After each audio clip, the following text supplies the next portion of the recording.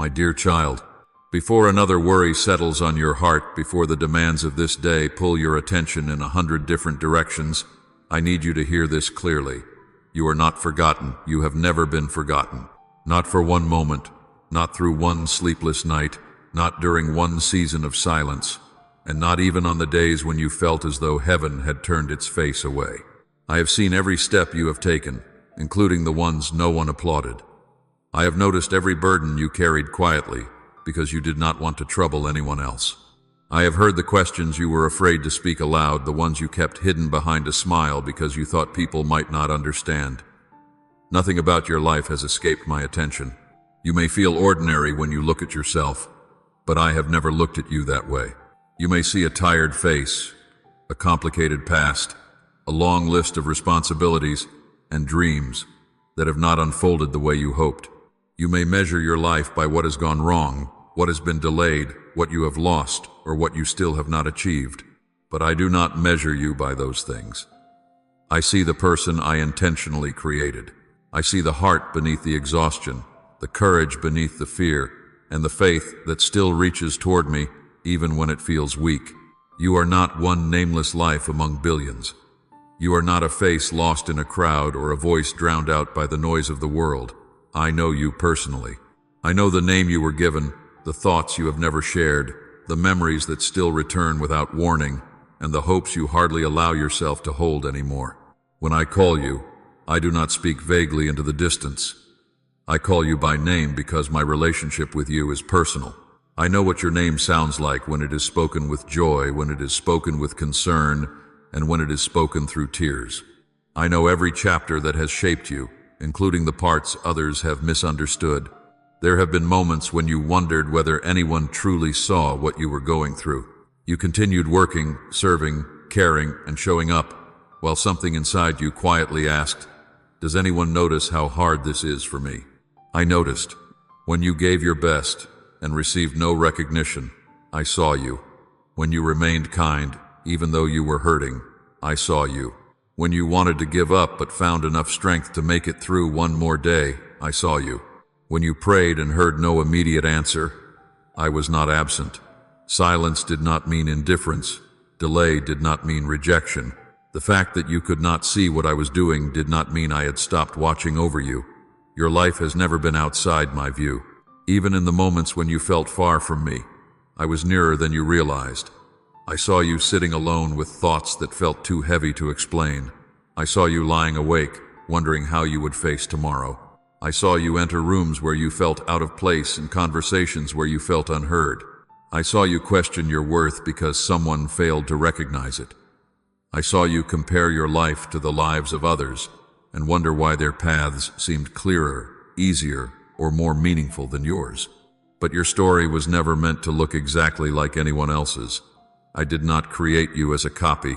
I formed you with intention, gave you a distinct voice, and placed within you qualities that cannot be measured by public success.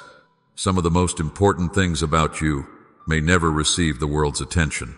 Your quiet compassion, your unseen prayers, your decision to keep your heart soft, and your willingness to remain faithful when no one is watching matter deeply to me. Heaven does not evaluate importance the way the world does. The world celebrates visibility, influence, appearance, wealth, and achievement, but I see what happens in the hidden places. I see the motives behind your actions. I see every sacrifice that cost more than anyone knew. I see every moment when you chose what was right instead of what was easy. Nothing offered in love is wasted. Nothing done in faith is overlooked. Nothing surrendered to me disappears into emptiness. Your life carries meaning even when you cannot see the results. Your prayers matter, your choices matter, your presence matters, your continued faithfulness matters. Do not believe the lie that your life is too small to be significant. A single word spoken with compassion can change the direction of another person's day. A quiet act of patience can prevent a wound from growing deeper. A prayer whispered in private can reach places your hands never could. You may not always know the influence you have had, but I know. I have seen the people who found courage because you encouraged them, the hearts that felt less alone because you listened, and the lives that were touched because you chose to care. Even your struggles have not made you invisible to me. They have drawn my attention with tenderness, not disappointment. I am not watching you from a cold distance, waiting to see whether you will prove yourself. I am present with the attention of a father who knows his child completely and values every detail of that child's life. I know when you rise and when you rest. I know what brings you joy and what drains your strength. I know the difference between the smile you truly feel and the one you use to hide your weariness. I know when your words say, "I am fine," while your heart is asking for someone to stay. You never have to perform for my attention. You already have it. You never have to compete for my care. No one else's need reduces my ability to see yours. I am not too occupied with the world to notice you. My attention is not divided, limited, or exhausted. I can hold the concerns of nations and still hear the quietest sigh from your heart. I can guide the course of history and still know exactly what you face today. That is why I am asking you to stop seeing yourself as forgotten, insignificant, or unnoticed. Those words do not belong to you. You are known, you are seen, you are remembered, you are called by name. Let that truth settle deeper than the doubts that have followed you. Let it speak louder than the rejection you experienced and the silence that confused you. When loneliness tells you that no one cares, remember that I am near. When insecurity tells you that your life has no value, remember that I created you with purpose. When the world makes you feel like one more person passing unnoticed through time, remember that your name is known in heaven. You do not have to fight to become visible to me. You already are.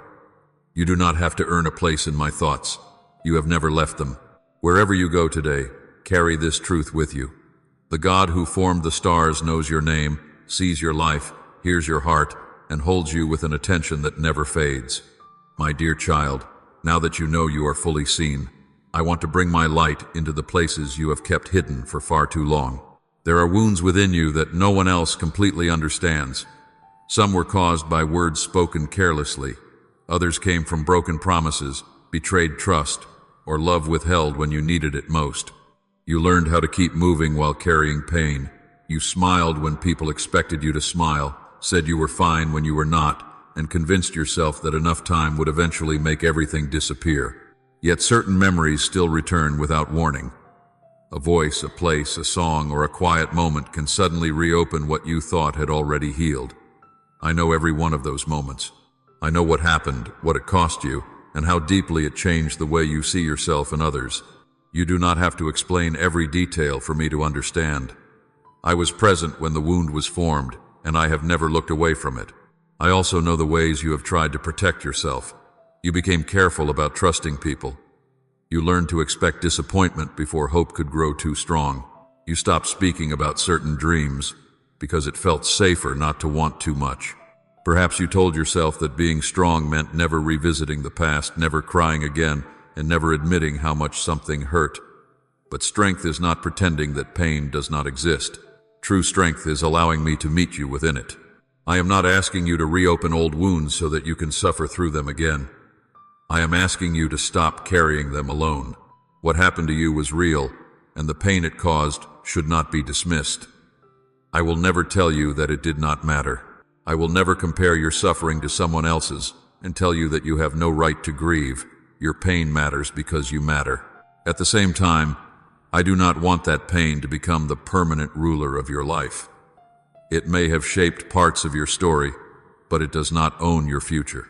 It does not have the authority to decide how deeply you can love, how freely you can live, or how confidently you can move forward.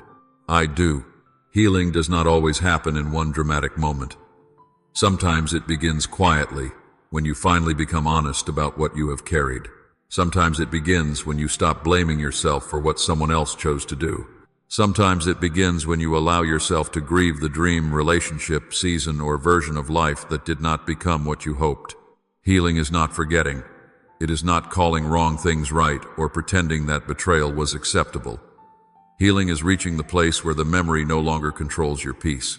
It is being able to remember without being pulled back into the same fear, shame, or helplessness.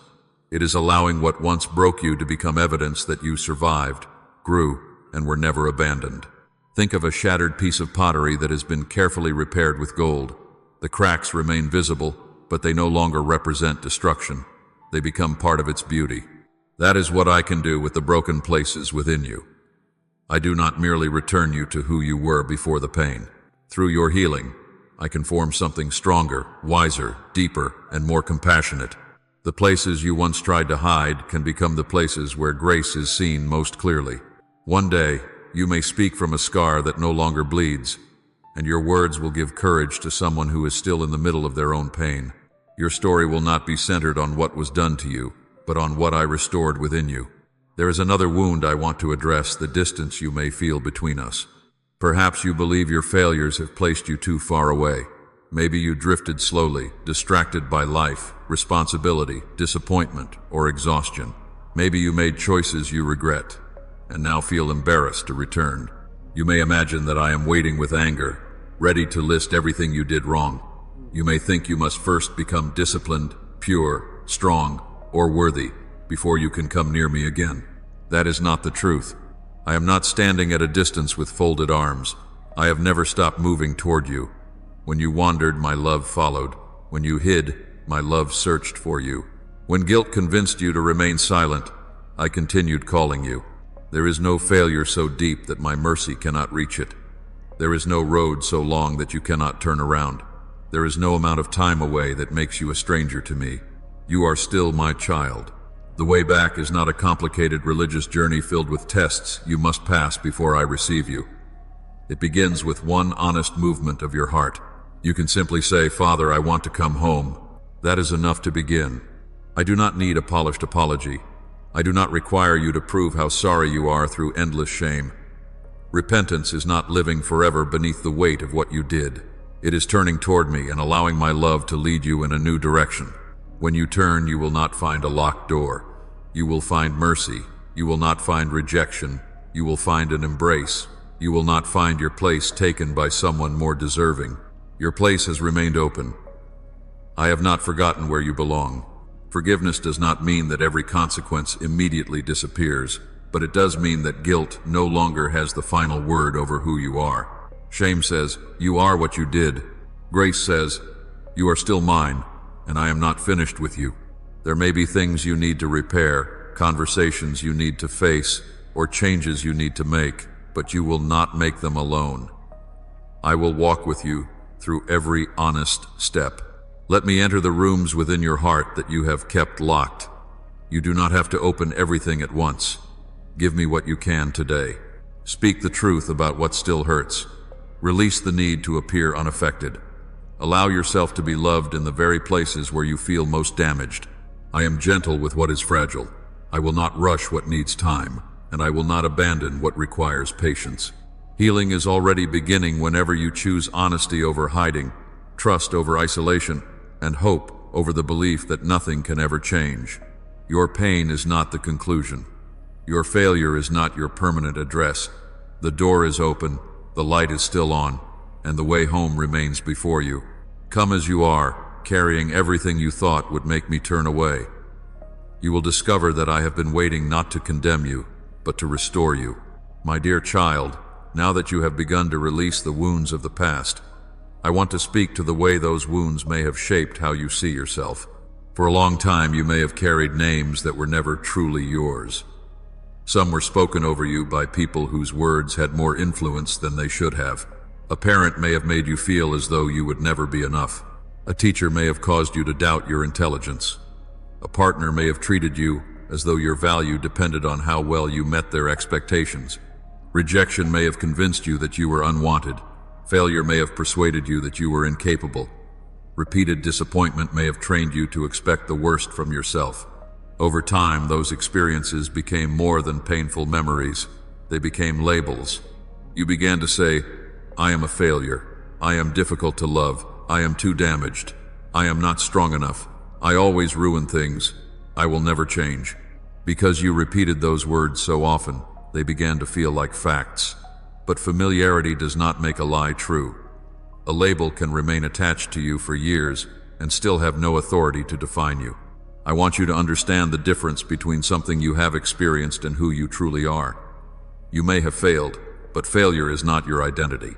You may struggle with anxiety, but anxiety is not your name. You may have been rejected, but rejection does not determine your worth. You may carry regret, but your worst decision is not the full story of your life. You are not the opinion of the person who misunderstood you, the verdict of the crowd that overlooked you, or the reflection you see on your most discouraged day. Those things are temporary, incomplete, and limited. I see you from a perspective that is not distorted by fear, shame, comparison, or disappointment. I see who I created you to be before the world began assigning its own names to you. When I look at you, I do not see a collection of mistakes. I see my child. I see someone deeply loved, intentionally made, and still being formed. I call you beloved, chosen, forgiven, accepted, and mine. These are not titles you earn through perfect behavior. They are not rewards for performing well enough. They are gifts of grace. You did not create your identity, and you do not have to defend it. It rests in the unshakable truth that you belong to me. This means your value does not rise when people praise you, or fall when they criticize you. It does not increase when you succeed, or disappear when you fail. Your worth is not connected to your productivity, appearance, income, influence, or the approval of others. Those things may change many times throughout your life, but who you are in me remains secure. I know that accepting this truth may take time because false labels often become deeply rooted. You may agree with my words for a moment and then return to old patterns of self-condemnation. When that happens, do not be discouraged. Learning to live from a new identity is a process. Each time the old voice says, "You are not enough," answer it with the truth. "I am loved and accepted by God." Each time shame says, "You will always be this way," remember that I am still working within you. Each time comparison tells you that someone else is more valuable, remind yourself that I do not create unnecessary people. There is no one else with your exact story, your particular gifts, your voice, and the purpose I have placed before you. You are not competing for a place that has already been given to you. I also know there are parts of yourself that frustrate you. There are habits you have tried to break, reactions you regret, weaknesses that seem to return, and patterns you thought you had already overcome. You may wonder how you can be loved while still struggling. You may fear that every setback proves you have made no progress, but I do not look at you as a finished product that repeatedly fails to meet expectations. I see you as a work in progress, and I am patient with the process. Think of a sculptor standing before a block of stone. The masterpiece is not visible all at once. It is revealed slowly through careful, deliberate work. Every unwanted piece must be removed, not because the stone is hated, but because the artist sees what it can become. In the same way, I am shaping you. My correction is not rejection. My conviction is not condemnation. When I bring attention to an attitude, habit, or response that needs to change, I am not trying to humiliate you. I am inviting you forward. I am showing you that you are capable of living more freely, loving more deeply, and responding more faithfully than you have before. Growth does not come from hating yourself into becoming better. It comes from trusting me enough to let me change what you cannot change alone. You bring your honesty, willingness, and obedience. I bring the wisdom, strength, and grace you need. Transformation is not a lonely battle in which you must force yourself into perfection. It is a partnership. There will be days when progress feels obvious and days when it seems painfully slow. There will be moments when you respond differently than you once would have, and other moments when an old reaction returns. Do not use those setbacks as evidence that nothing is happening. A stumble does not erase the distance you have already traveled. A difficult day does not cancel the work I have done. Keep returning to me. Keep allowing me to show you what needs attention without turning that awareness into shame. I am also like a gardener who prunes what prevents healthy growth. Pruning can feel uncomfortable because it involves letting go of things that once seemed necessary. The need for constant approval, the habit of protecting yourself through anger, the fear of being honest, the desire to control every outcome, or the relationships and patterns that continually drain your spirit. I do not remove these things to punish you. I remove them because I know they are limiting the life I want to produce in you. What feels like loss may sometimes be preparation. What feels like restriction may be protection. What feels like an ending may be the beginning of deeper fruitfulness. So do not despair when you become aware of your imperfections. The places that still need growth are not proof that I am absent. They are often the places where I am working most closely. You do not have to hide your weakness from me, and you do not have to turn it into your identity. Bring it into the light, receive my grace, and take the next faithful step. You are not who fear said you were. You are not who rejection made you believe you were. You are not the sum of your failures. You are my child, and I am patiently shaping you into the person I always knew you could become. My dear child, now that you are learning to see yourself through the truth of who you are, I want to teach you how to recognize my voice within the ordinary rhythm of your life. Many people imagine that hearing from me must always be dramatic, unmistakable, and extraordinary. They wait for a sudden sign, an audible command, or a moment so powerful that doubt becomes impossible. Sometimes I do speak in ways that are clear and overwhelming, but more often, I meet you quietly. I speak through truth that settles deeply within your spirit, through words that return to your mind at the right moment, through gentle conviction, unexpected peace, and the sacred details of an ordinary day. You do not need to chase constant signs or force every experience to carry a hidden meaning. You simply need to become attentive. My voice does not compete with noise by becoming louder. It invites you to become still enough to listen. One of the clearest ways I speak to you is through Scripture. I did not give you my word as a cold collection of rules or a distant record intended only for people who lived long ago. I gave it to you as living truth that continues to reveal my character, correct your perspective, strengthen your faith, and remind you of what remains true when your feelings change. When you open the Bible, do not approach it as someone trying to complete a religious obligation. Come as someone entering a conversation. Pause before you read and say, "Father, help me understand what you want me to receive today." Then read slowly. Notice what draws your attention. Consider what the passage shows you about me, what it reveals about the human heart, and how it speaks into the way you are living. You may not receive a dramatic answer every time, and you do not need to force one. Some truths are planted like seeds. They remain quietly within you until the moment you need them. A verse you read in the morning may return to you during a difficult conversation.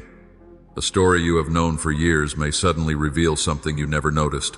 A promise may become meaningful only after life brings you to a place where you truly need it. My word is not alive because every page produces an emotional experience. It is alive because my spirit continues to use it with perfect wisdom and timing. Return to it consistently, not because you are trying to earn my approval, but because you are allowing truth to reshape your inner world.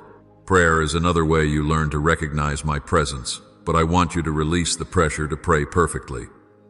You do not need impressive language, long speeches, or carefully arranged sentences. I already know what is happening within you before you speak. Prayer is not an attempt to convince a distant God to pay attention. It is the act of turning toward the one who is already near. Speak honestly. Tell me what you understand and what you do not. Bring me gratitude without pretending that everything is easy. Bring me confusion without fearing that your questions will offend me. Bring me frustration, disappointment, hope, weakness, and desire. You can speak plainly because I am not measuring your eloquence. I am receiving your heart. Sometimes your prayer will be only a few words. Help me, stay near, give me wisdom, thank you, I trust you. These simple prayers are not less meaningful than long ones. A child does not need a formal speech to be heard by a loving father. Your sincerity matters more than your vocabulary. There will also be times when you cannot find any words at all. You may sit in silence, unsure how to explain what you feel. Do not assume that nothing is happening in those moments. Silence offered to me can be prayer. A sigh can be prayer. Tears can carry what language cannot. I understand the meaning beneath every unfinished sentence.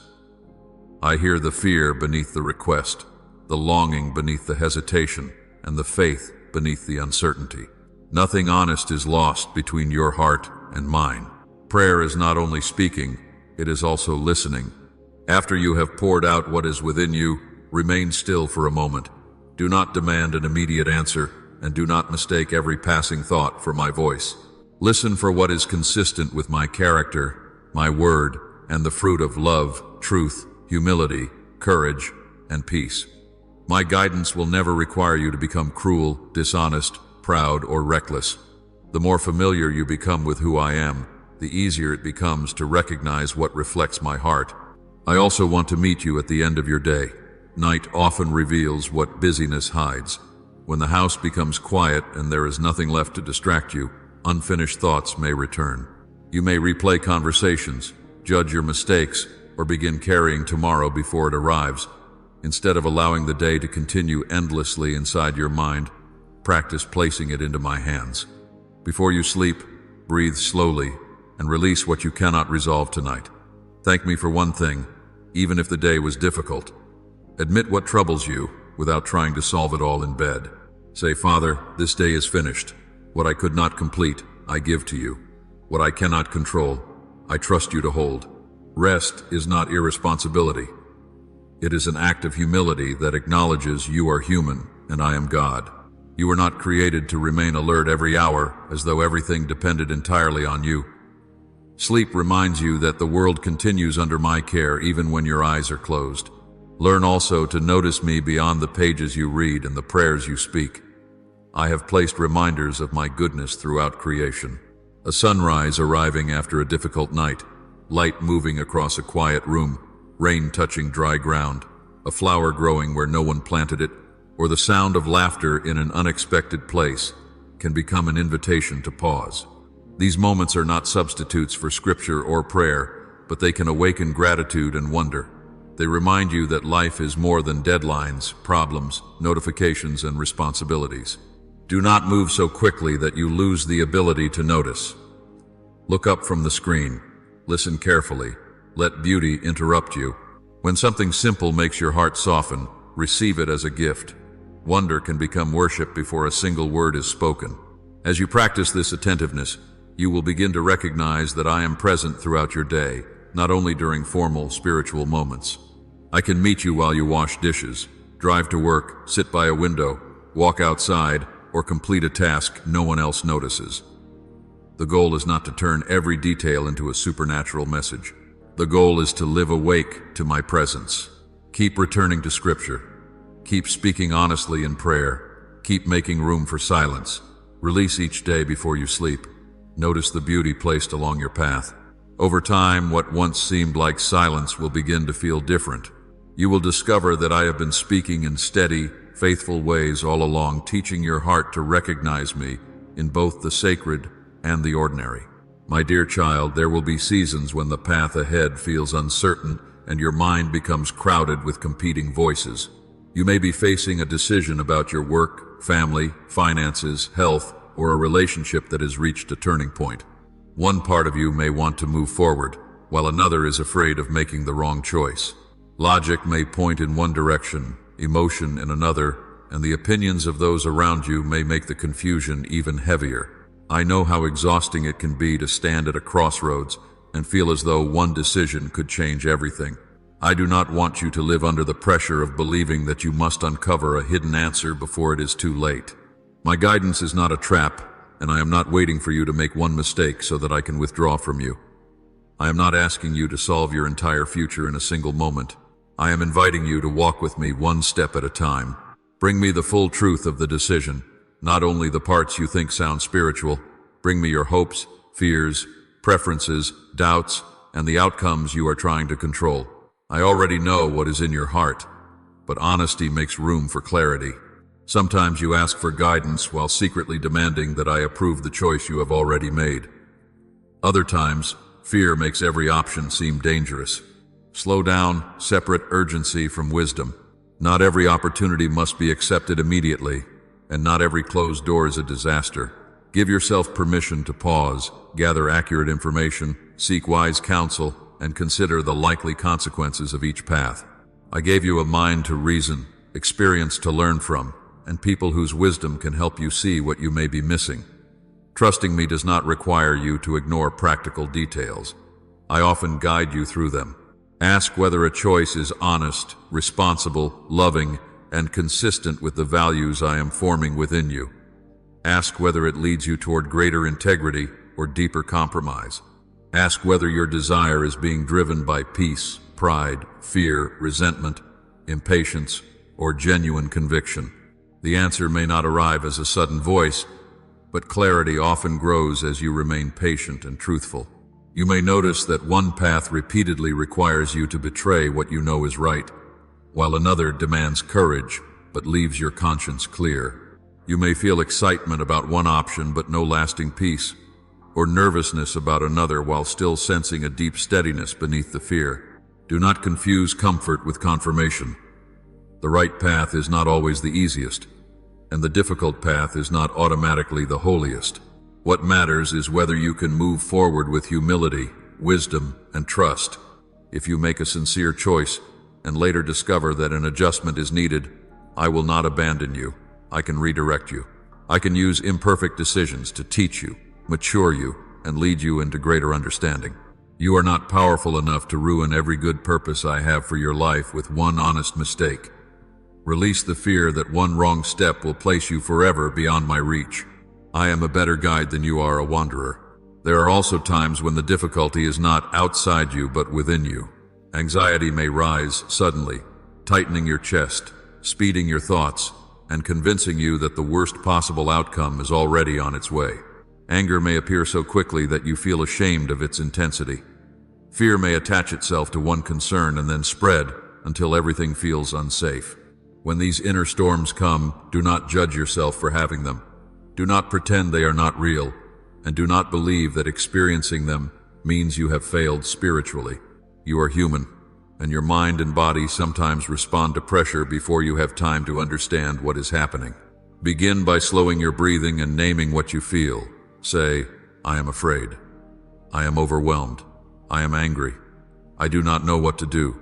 Truth brings you out of the fog. Then remember that an emotion is a signal, not a ruler.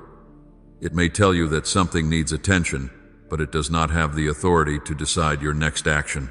You do not have to obey every fearful thought or act on every wave of anger. Invite me into that moment. Let my presence become the steady place beneath the movement within you. Peace does not always mean the storm disappears immediately.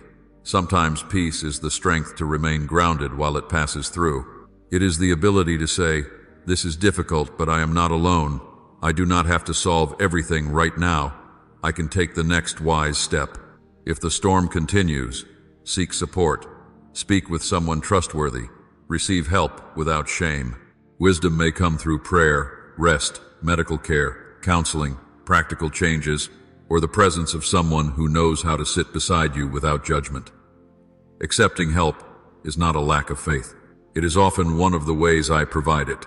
There is another kind of season when no decision can remove the pain, the season of grief. Loss changes the shape of a life. It may come through death, the end of a relationship, the loss of health, a dream that cannot be recovered, or a future that will no longer unfold as you imagined.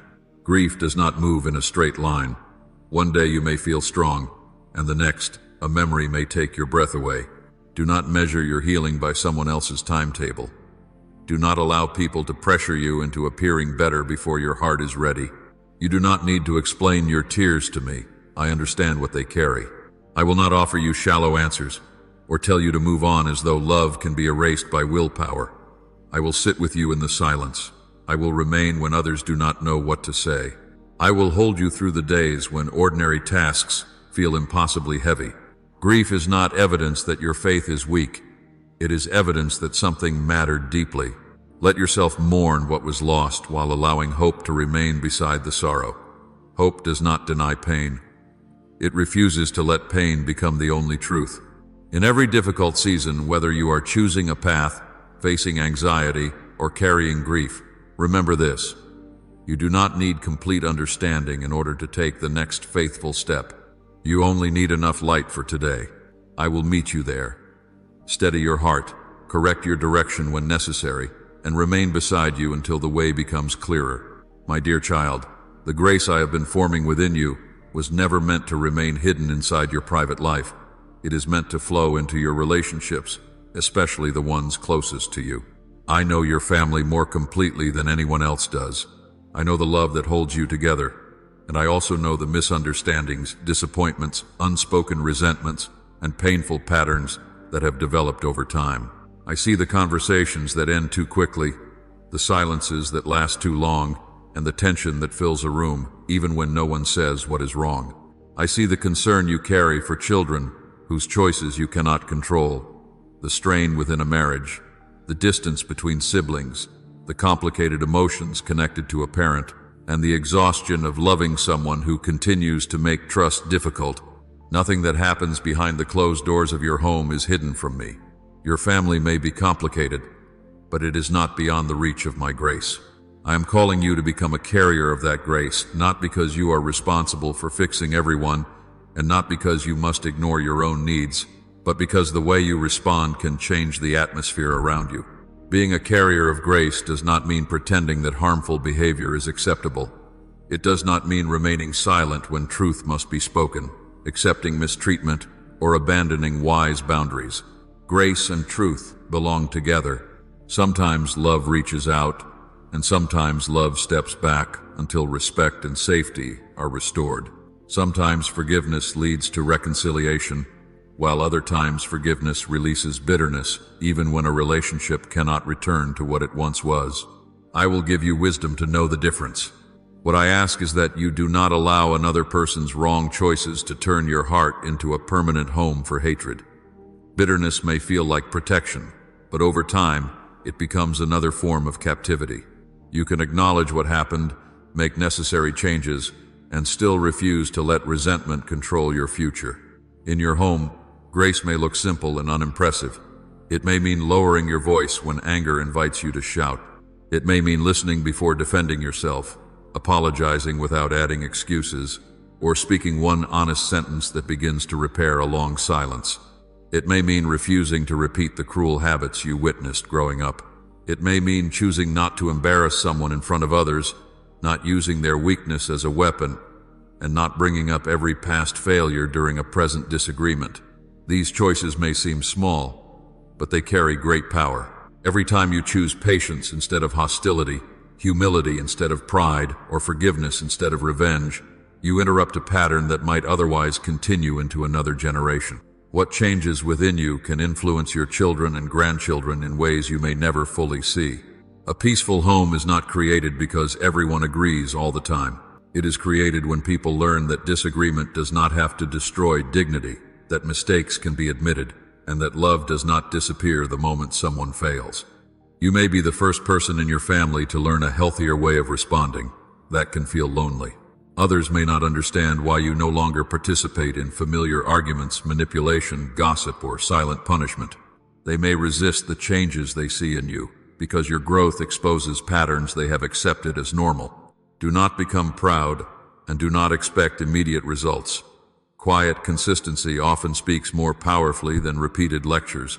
Let your life show that strength can be gentle, truth can be spoken without cruelty, and forgiveness can exist alongside wisdom. You are not called to control how others respond. You are called to remain faithful in how you respond. There will be days when your patience feels exhausted and your compassion seems empty. On those days, do not pretend to have strength you do not possess. Come back to me. You cannot continually pour out what you never receive. Let me renew you so that your kindness does not become forced, resentful, or performative. Loving others well begins with knowing when to rest, when to ask for help, and when to admit that something is too heavy to carry alone. This is also why I placed you within a wider community. You were never designed to live your faith in isolation. There are moments when I will strengthen you directly in prayer, but there are also moments when I will use another person's presence, words, wisdom, or practical help. A timely message, an unexpected phone call, a sincere question, or a simple prayer may arrive at the exact moment you need it. Do not dismiss every act of kindness as coincidence. I often reach people through willing human hands. At the same time, you must be willing to let others know when you are struggling. Isolation can convince you that no one would understand, that your problems are too complicated, or that asking for support would make you a burden. That is not humility. Sometimes it is fear wearing a respectable disguise. Choose one trustworthy person and speak honestly. You do not have to tell everyone everything, but you should not force yourself to carry every burden alone. Healthy vulnerability creates room for encouragement, correction, prayer, and companionship. It allows someone else to stand beside you until your own strength begins to return. Just as you receive support, you will also become part of the way I support others. Pay attention to the quiet prompting to reach out. When someone repeatedly comes to mind, send the message. When you sense that a person is carrying more than they are saying, ask a sincere question and remain long enough to hear the answer. Do not assume that you need extraordinary wisdom. Often, people need presence more than solutions. Sit with them. Listen without rushing to correct their emotions. Pray with them if they welcome it. Offer practical help when you can. A meal, a ride, a thoughtful word, or a few minutes of undivided attention can become a powerful expression of my care.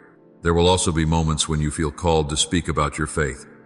Fear may tell you that you are unqualified, that you do not know enough, or that you will say the wrong thing. You do not need a perfect argument or an answer to every question. Speak honestly about what you have experienced. Tell the truth about where you were, how I met you, and what has begun changing within you. Your testimony does not need to be dramatic to be meaningful. A sincere account of peace found in anxiety, strength received during hardship, or hope restored after disappointment may reach someone who would never respond to a formal sermon. Let love, not pressure, guide your words. Do not try to force belief or win an argument. Respect the other person, listen carefully, and speak with humility. Your task is not to control the outcome. Your task is to be faithful when an opportunity opens. As you become a carrier of grace in your home and community, remember that the most convincing message will often be the life you live. Let people see patience where anger once ruled, honesty where fear once hid, and compassion where judgment once came easily. Let your presence make others feel safer, not smaller. Let your words bring clarity without humiliation and hope without pretending that life is easy. You are not called to be perfect. You are called to remain available. Through ordinary choices, sincere relationships, and courageous moments of truth, my grace can travel through you into places you may never fully understand. My dear child, I know that financial pressure can reach into every part of your life. It can affect the way you sleep, the way you speak to the people you love, the way you think about the future, and even the way you see yourself. When bills keep arriving, income feels uncertain, debt grows heavier, or unexpected expenses appear, it can seem as though your entire sense of peace is tied to numbers that never stop changing. You may calculate the same amounts again and again, hoping that a different answer will somehow appear. You may feel ashamed because you believe you should be doing better, providing more, or managing everything without difficulty. But your financial condition does not determine your value. A small account balance does not make you small. A season of need does not make you a failure. Money is an important part of life, but it was never meant to become the measure of your worth or the foundation of your identity. I see the practical realities you are facing, and I do not dismiss them. I know that food, housing, medical care, education, transportation, and daily responsibilities require real resources. Trusting me does not mean pretending those needs do not exist.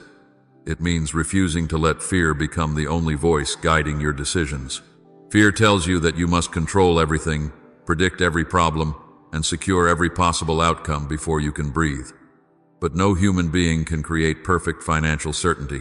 Circumstances change, jobs shift, markets rise and fall, and plans sometimes fail despite your best efforts.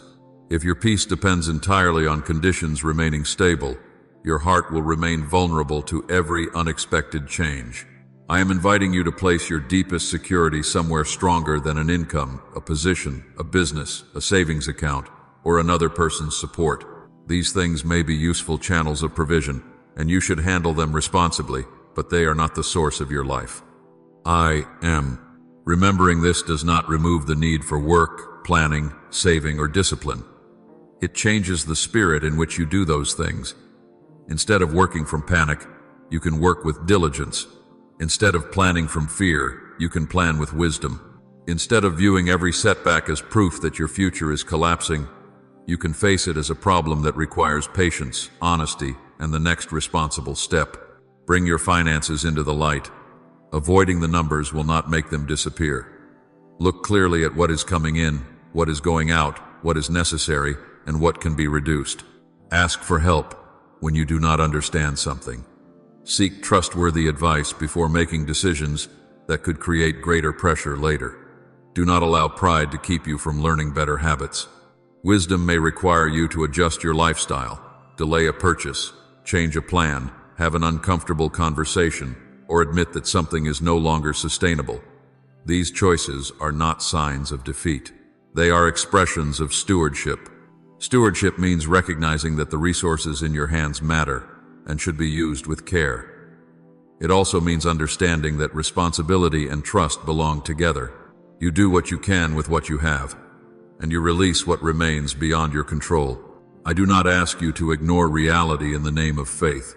I ask you to face reality without surrendering to despair. Some answers will come through opportunities you can already see. Additional work, a new skill, a revised budget, a conversation with an employer, a practical change, or support from someone willing to help. Other answers may come through channels you did not expect. Do not limit provision to one specific outcome. You may be so focused on one door that you fail to notice another opening nearby. Remain alert, humble, and willing to adapt. At the same time, do not chase every opportunity simply because it promises quick relief. Desperation can make risky choices appear wise. Slow down before making major commitments. Ask whether the opportunity is honest, sustainable, and consistent with your responsibilities. A solution that damages your integrity, health, relationships, or future may cost more than it provides. Trust does not mean carelessness. It means believing that you do not have to betray what is right in order to survive. I also want to speak about generosity because financial fear often causes the heart to close. When you feel there is not enough, your instinct may be to hold tightly to everything you have. Caution can be wise, but fear can turn caution into selfishness, isolation, or constant anxiety. Generosity does not require you to give irresponsibly or neglect your own essential needs. It is not a bargain in which you give something away to force me to give you more. It is not a spiritual payment, and it should never be driven by pressure, guilt, or manipulation. True generosity begins with gratitude and love. It may involve money, but it may also involve time, attention, food, encouragement, knowledge, or practical assistance. An open hand is not measured only by the size of the gift. It is revealed by the willingness to notice another person and share what can be shared with wisdom. Sometimes the most faithful act is giving. Sometimes it is saving. Sometimes it is saying no because you cannot responsibly meet every request.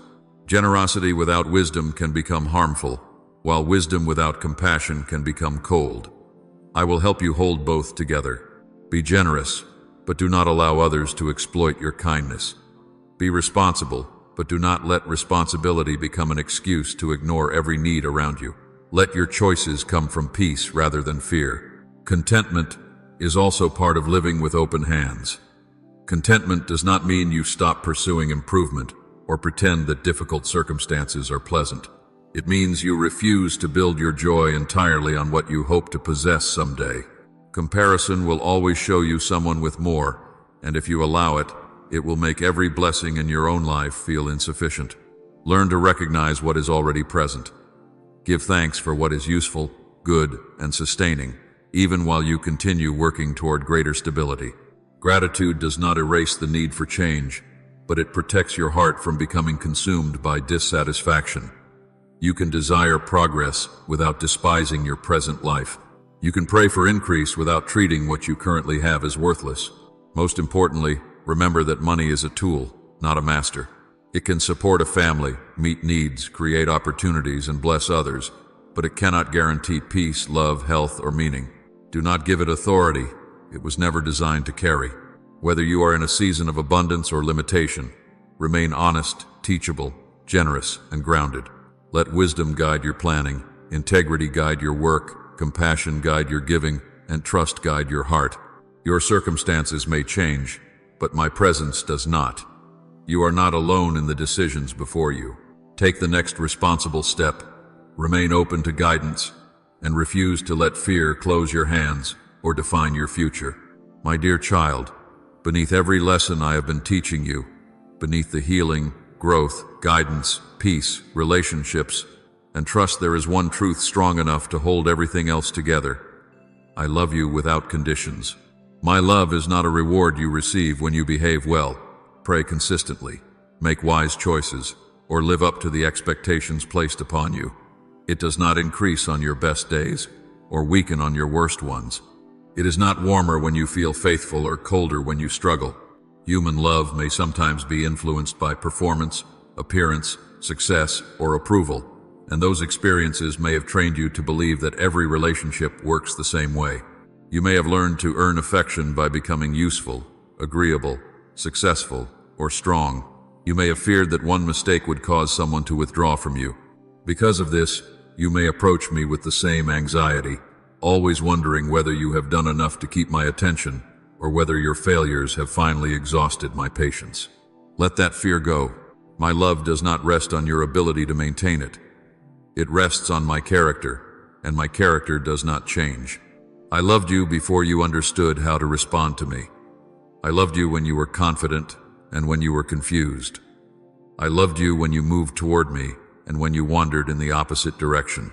I loved you in moments of courage and in moments of weakness.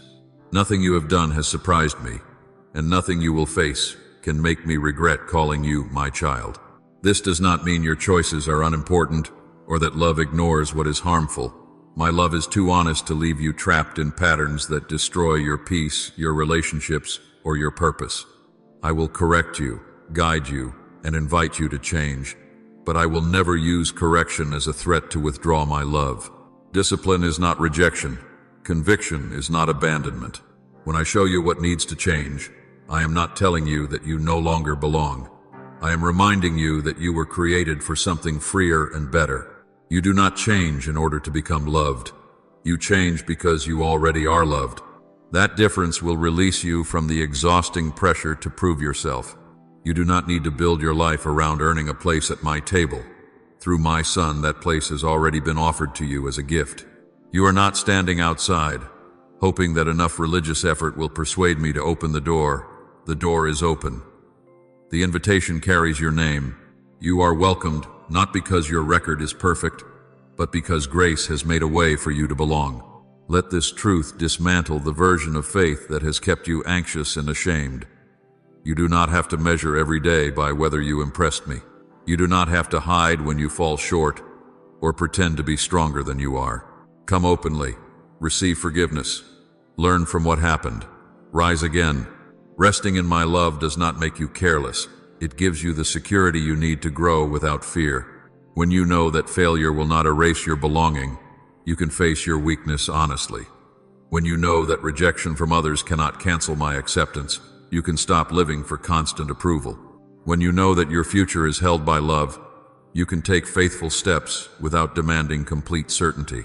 My love is not merely a comforting thought for the present moment. It is the foundation of your eternal hope. Your story does not end with the losses, limitations, and unfinished questions of this life. There is a day coming when everything broken will be restored. Every hidden act of faithfulness will be seen, and every tear will be wiped away. There will be no more separation, no more fear of loss, no more bodies weakened by illness, and no more hearts wounded by betrayal. What you have known only in glimpses will become the full reality surrounding you. The peace you have touched for a moment will become permanent.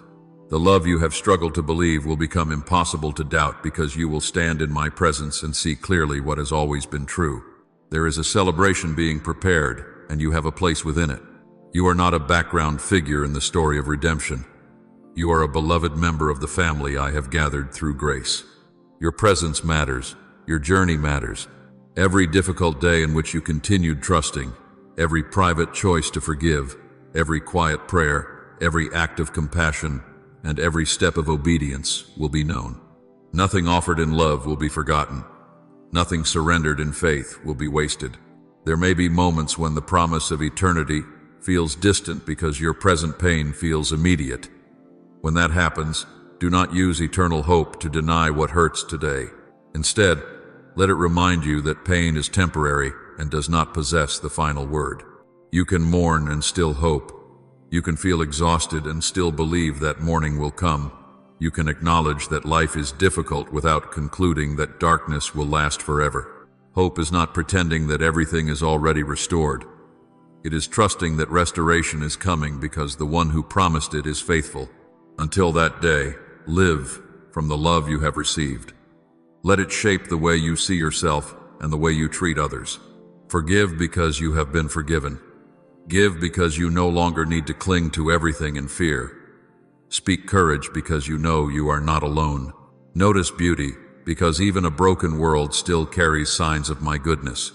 Offer grace in your home, hope in your community, and compassion wherever pain crosses your path.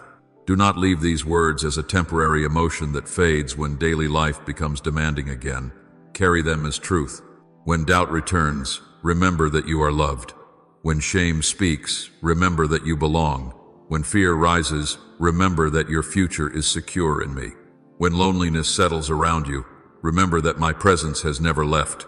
I am still calling you, still leading you, and still holding your life with an unchanging love. The voice that called you by name at the beginning of this journey will continue speaking through every season ahead. It will meet you in ordinary mornings, uncertain crossroads, quiet nights, and difficult valleys. It will remain with you through every breath of this life and beyond the final breath into eternity. You are my child. You are fully known, completely welcomed, and permanently loved. Go forward from this truth, and let everything you do become the overflow of a heart that has finally learned it has nothing left to prove.